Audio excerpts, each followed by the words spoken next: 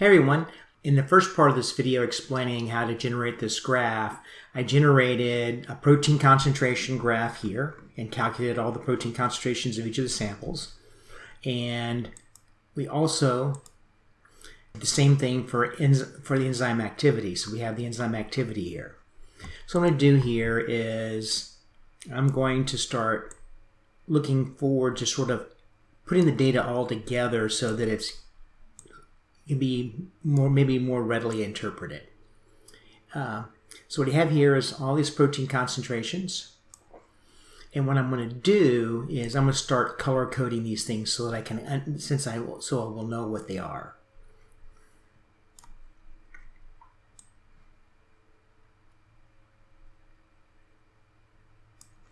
So I'll make these format cells, I'll make them kind of this yellow orangey kind of color. It kind of looks like P. What I'm going to do now is I'm going to actually do wild type concentration of protein and mutant concentration of protein, and I'm going to copy those from the other sheet. And I'll do that by simply hitting equal here, navigate over to that sheet, click on the load one sample here, like that, and I will propagate that data this way.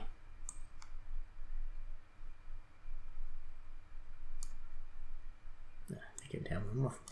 Okay, so now we have all the protein concentrations here. Next thing is, remember, and I'll go ahead and let's go ahead and just color code these right now as I'm thinking about them.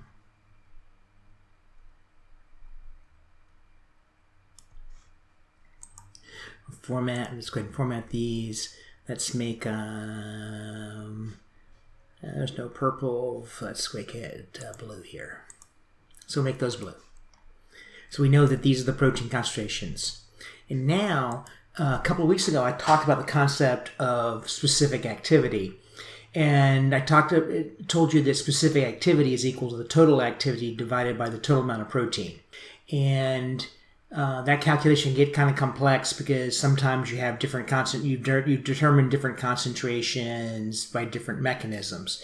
But in this case, we assayed for enzymatic activity with 20 microliters of the sample, and we also did protein concentration with 20 microliters of sample. So all those sort of complex calculations normalize, so we can actually just determine specific activity by dividing the amount of P produced divided by the amount of protein.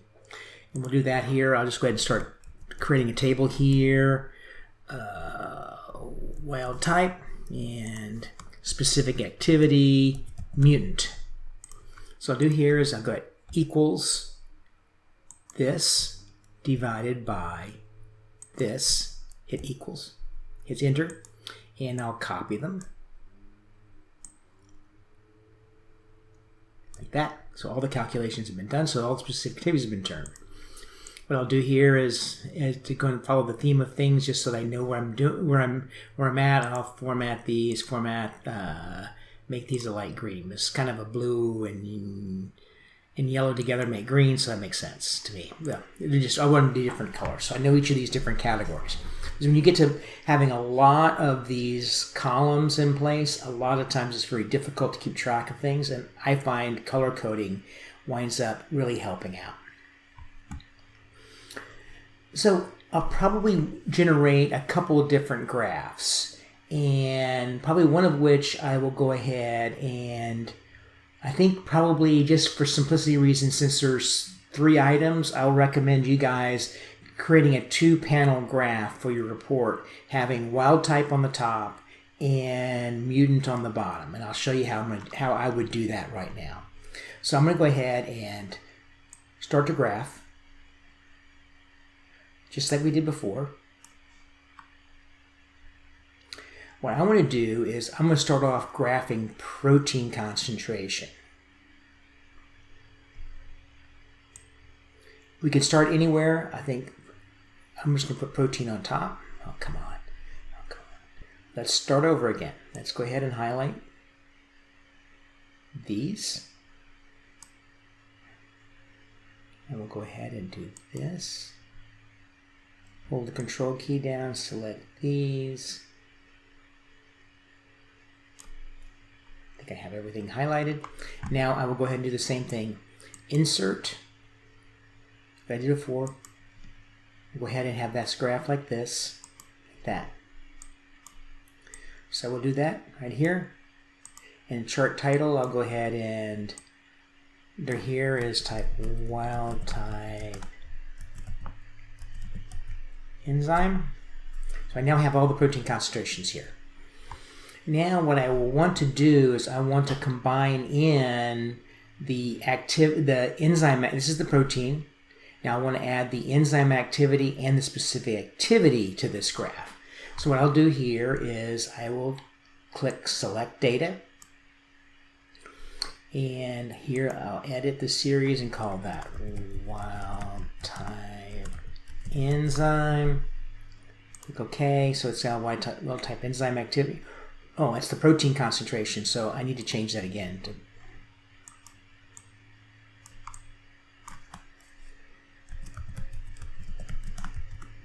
Well, it's wild type chromatography.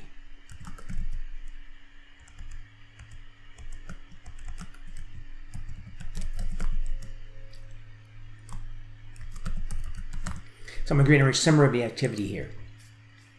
So I now have this, and you have the x-axis listed here. And here what I'm going to do is I'm going to add the series name is going to be enzyme activity.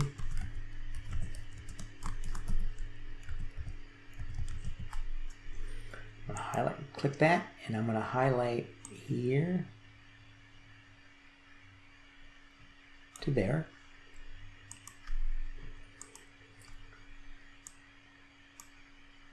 So I now have this here, and I'm going to go ahead and now I want to overlay the specific activity.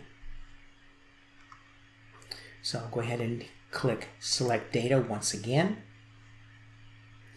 add,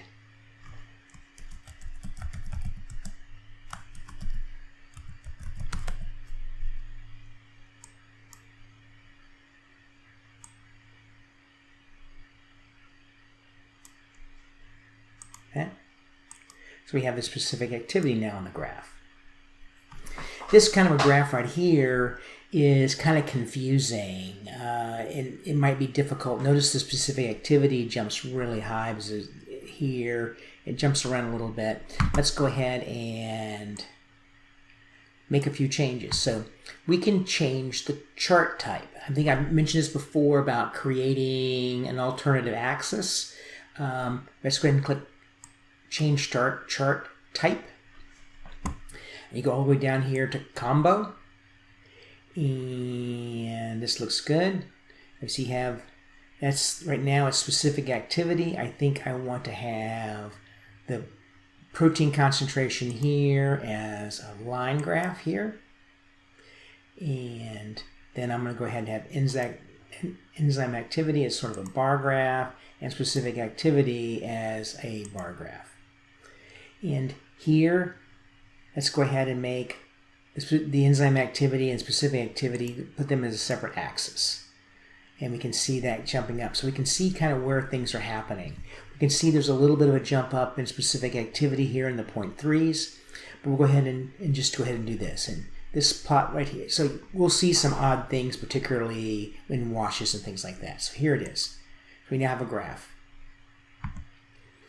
So we can see the enzyme activity here and the specific activity. Now let's go ahead and do the same thing for the mutant enzyme. So we'll start off here. We'll go ahead and highlight the same series of numbers. And we'll start off with the protein here. So we'll go ahead and hold control and copy down. Okay. So now we have this graph here with the wild type activity. Now let's go ahead and do the same, create the same graph with the mutant enzyme. So here I'll highlight the samples here and And we'll go ahead and highlight. Oh, come on. There. And generate a line graph. Insert, line, and just go ahead and click here. And I have a graph that somewhat similar like we expected. Let's put it right here. So we have this. Now let's go ahead and add the enzyme activity and the specific activity to this plot. So here we'll go ahead and click select data. What I'll do here is go ahead and click add. We'll put enzyme activity. And we'll highlight the enzyme activity here. Click yes. Okay, click OK. Now we'll add the specific activity.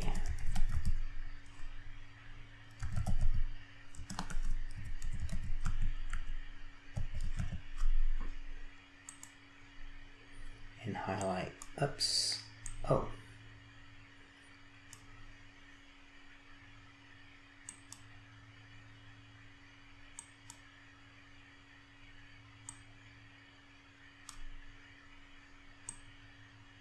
So now we have the same thing. We have this kind of interesting little graph here.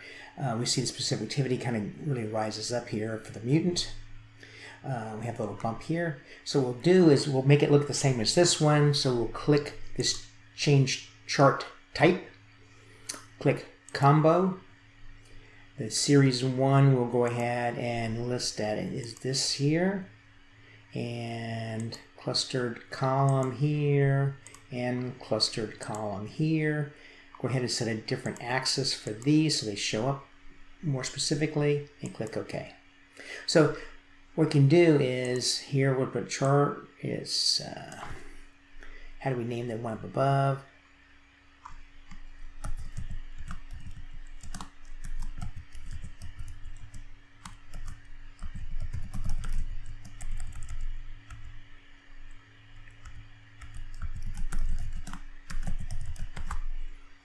Call that a summary, and we'll go ahead and do this one up here, do the same thing.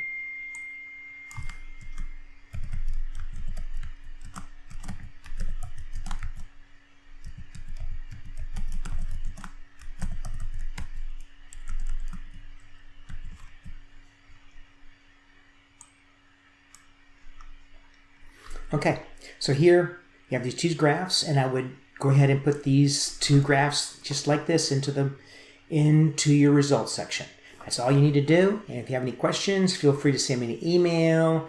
I'll be checking email pretty regularly. I've had a bunch of things going on, so I might not be quite as prompt as I have been in the past. But feel free to send me things. If it gets really complicated, maybe we'll set up a Zoom meeting to discuss this, and be aware that we can discuss anything like this again on the review session, the first week of May.